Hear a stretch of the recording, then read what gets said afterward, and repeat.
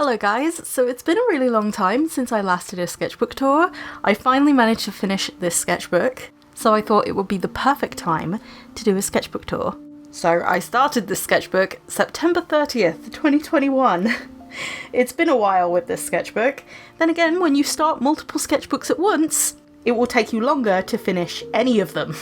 So this looks as if I was doing a sort out of my pencil case because there's like loads of different random materials and I was like, yes, I want to draw with them, that's fun. I love these gel pens. In one light they look like purple and then another light they look metallic blue. They're so pretty. I do need to sort out my pencil case again, so I might end up doing one of those pages again in my newest sketchbook. Again with the testing out different things. I think this was Crayola. I think. I'm not entirely sure. We also have swatches over here. I tend to use this book quite a bit for swatching as well as like test compositions and stuff. So October. We have Melazine, my mermaid Melazine. She looks so cute. I'm not entirely sure whether I like the composition or not. I think it's adorable, don't get me wrong. It's just that I don't think it was pulled off in the right way. Or at least how my mind thought of it at the time. So then we have different concepts. This was kind of like a concept with antidepressants, so like a half and half kind of thing. I was having a bad day, I think. My mental health is like a roller coaster at this point. It's up one day, down the next. It does get more interesting than this. With Pyra. No, not Pyra. I always muddle up Pyra and Pele's names. This is Pele. Pele has the lava hair. Pyra has the fireball hair. I do know the difference, and visually I can tell the difference. It's just I get the names completely muddled. Then we have a picture of the Marriner map. I don't know whether this one is like the updated map. I think it might be. Actually, no, it's not. I just realised it's not because Cinderash and Dune are part of the same continent, and yeah, this one is like slightly out of date, but it's still a good map. I still really like the concept that I did in watercolour. It's definitely something that I might do another version of in the future. Then we have some compositions. I don't know whether you can tell my scribbles. I feel like half of my sketchbook is always like scribbles and then fully done pieces. It's like there's no in between. It's either one or the other. We have trying out different materials. This is from the Artistro video! Oh my god! And I said in the last video that I do a lot of crystals. I don't think I included this piece. But yeah, this just proves it. I love drawing crystals. Then we have Argus and Iris. They're so sweet and it's so sad. I don't want to spoil what part of the timeline this is from because I like to draw little scenes from the plot from time to time. Because I kind of get vivid images in my head of the plot happening. And then I'm like, I need to draw that. This is after something major in the plot happens. And Argus is so, so sad. Oh, my babies. Oh.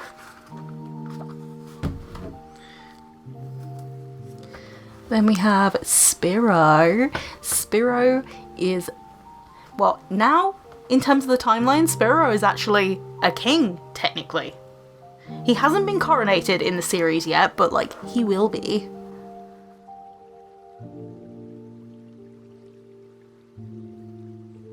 I've always given Spiro the nickname of like Bunsen burner. And here's a neater version of Spiro. His hair actually turns blue. If you've ever used a Bunsen burner in school, and the hotter the flame is, the more blue and then invisible the flame gets. That's how I imagine Spiro's hair. Then we have a picture of Bethany. This was like the first time in a long time that I'd drawn Bethany, I think. This isn't the only picture of Bethany in this sketchbook, but oh my god, I love her so much. Bethany is one of my oldest characters, if not my oldest character that exists still. Different from how she was in 2010, but some of the elements of the old character are still there, which is fun. And judging by the date, this was just after Christmas. We have Loki and Thea. Oh my god. Look at them. That's so cute. Oh my god. Then we have some sketches. I'm gonna have to tilt it because graphite tends to shine in the light a lot. So if you haven't seen this already, I actually did a digital version of this picture.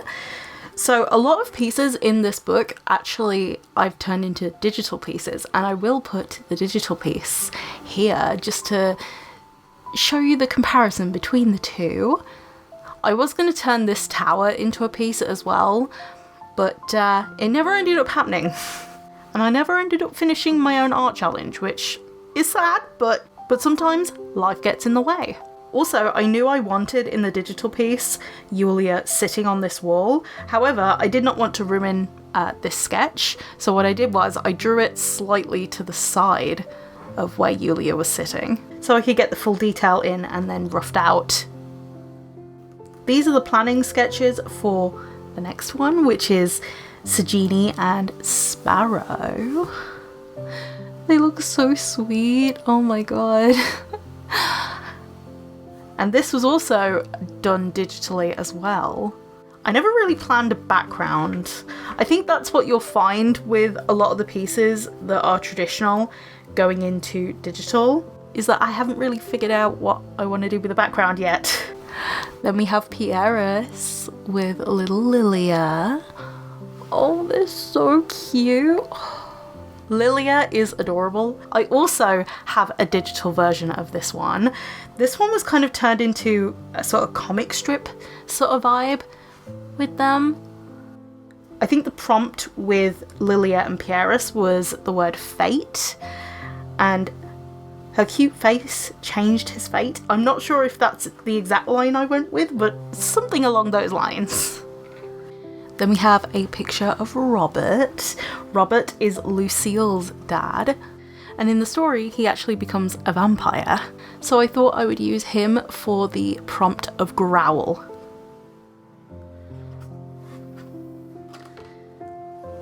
Never!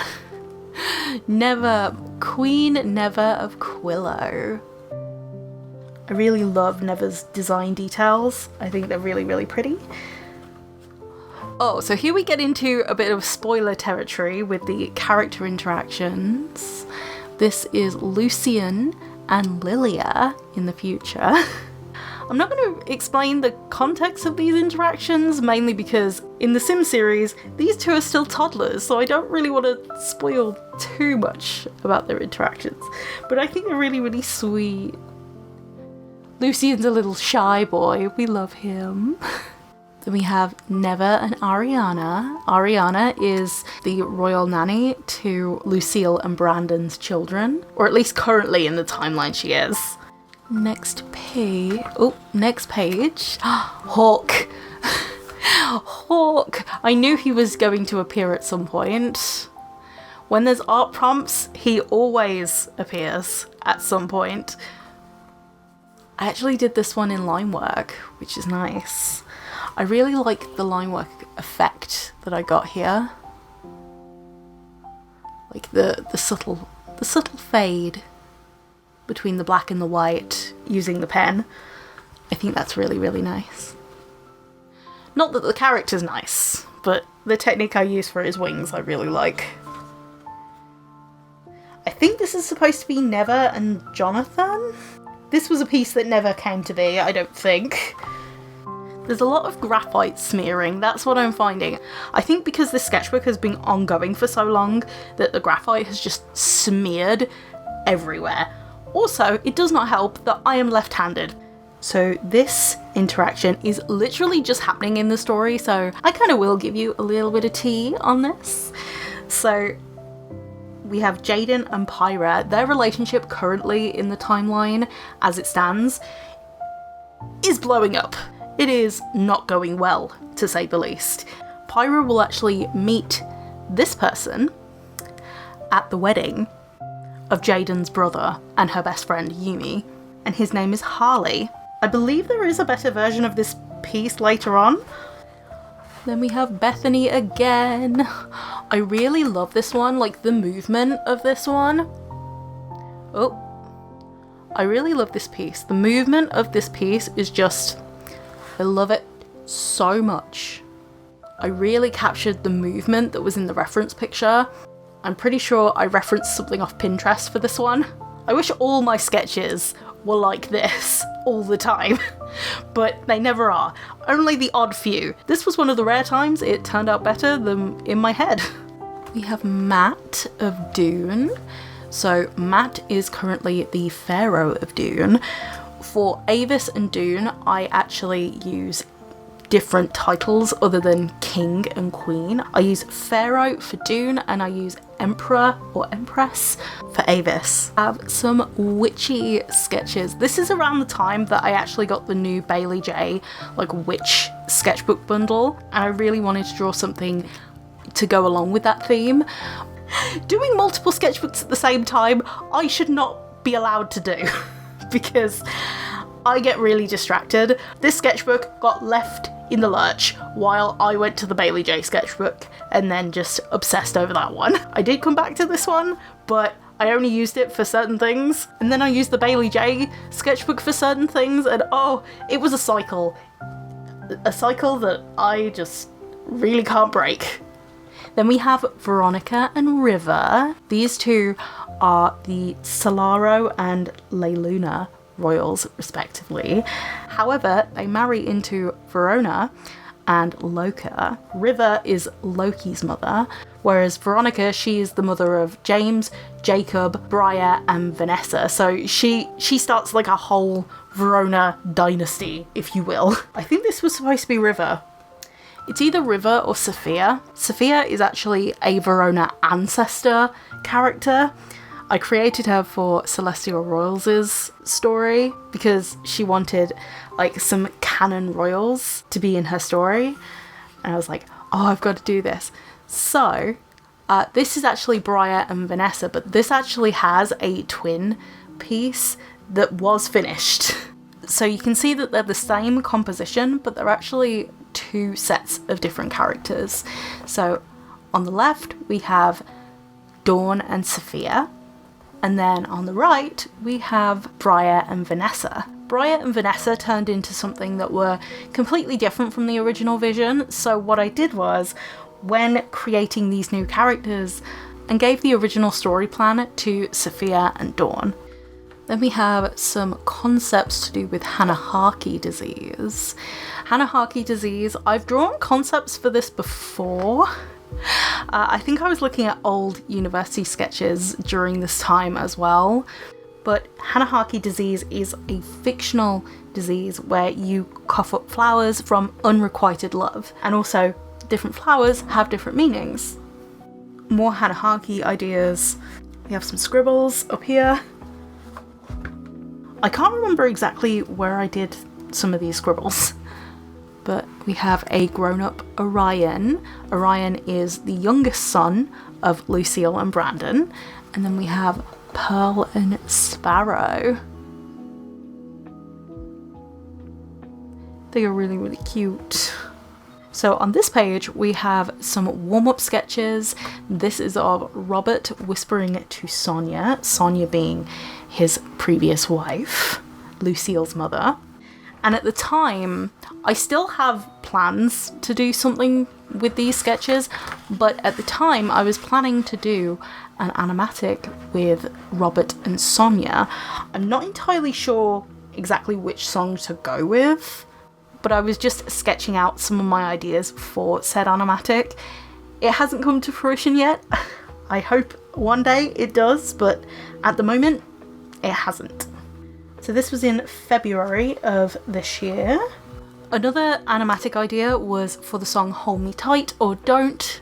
I was trying to decide on either the songs Hold Me Tight or Don't, or Believer by Imagine Dragons for Spiro and Eliana. They have a very fiery relationship, and I thought that those songs would be really, really telling for their relationship. My illustrations have always been very narrative driven, so that goes the same way for my animatics as well. Wanting to tell a story in those animatics. Then we have more animation planning. This one was an idea for The Devil Doesn't Bargain by Alec Benjamin, and it would have Jaden, Pyra, and Harley.